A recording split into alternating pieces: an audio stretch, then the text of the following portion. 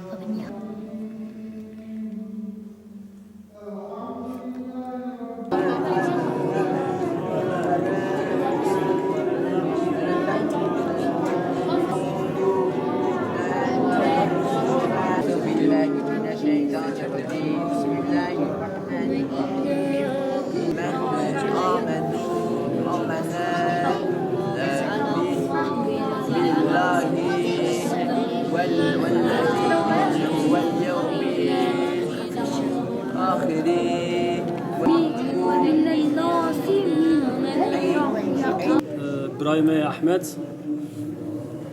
أم بالتركي أم ببيجن أحمد دبر نجي خدا راح السزياوي هي لفقط أحمد راح السزيان نجيوي وقدري ناكش بنا جامي أحمد دري sürekli camiye var yani. Tabii ki Ahmet sürekli de camiye vakit namazı da camiye sürekli.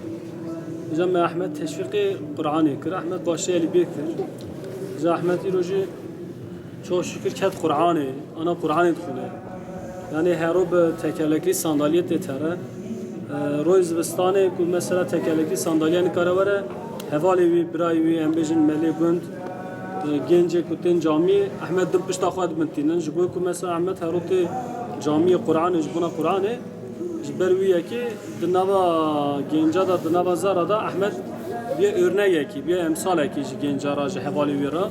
Jibervi Ahmet bu herote cami bir hali koy hanika genci meydana öğrenci meyd talebe meydana daha per icabeti camiye etkin daha per kefamış kondun yaratı.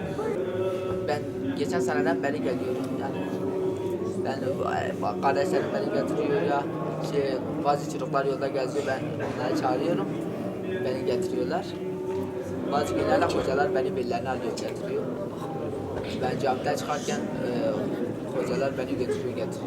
Kur'an'a geçtim çok mutluyum abi. Ben başaracağım ve Kur'an'ı hıdım edeceğim. Geleyim hocaların yanına geliyor. Hocalar ben yanlış olduğu zaman hocalar düzeltiyor şeylerimi. Evet. Bazı yerler yanlış olduğum zaman hocalar düzeltiyor. Cebler hoca çok şey yapıyoruz. Ben gelmediğim zaman geliyor eve kahveye ders veriyor bana. Ben bu halimden geliyorum camiye. Kuru. Ben gelmediğim günler şey yapıyorum. Çok evde kaldığım zaman çok şey yapıyorum. Ben evde kalsam bile istiyorum diyorum beni götürün camiye. Kardeşlerim burada olmadığı zaman diğer çocuklara da ben istiyorum beni götürün camiye. Diğer çocukları da alıp geliyorum. Fazla da dışarıya çıkamıyor abim. Kur'an'a çok sevgisi var. Camiye gitmeyi hep istiyor. Onu Kur'an getiriyoruz onu, Kur'an'ını okuyor. Şu anda Kur'an'a geçmiş. Bazen kar yağdığında, mesela yollar kapandığında abimi arabayla getiremiyoruz. Getirmediğimizde de çok üzülüyor. Camiye gitmediği için morali bozuluyor. Evde ders veriyoruz. Morali bozuluyor. Her gün camiye gitmek istiyor. Her gün arkadaşlarıyla vakit geçirmek istiyor. Kur'an okumak istiyor. Arkadaşlarıyla beraber mukabele yapıyorlar beraber. Beraber Kur'an okumayı seviyor. Kur'an'a geçtiği için de çok mutlu.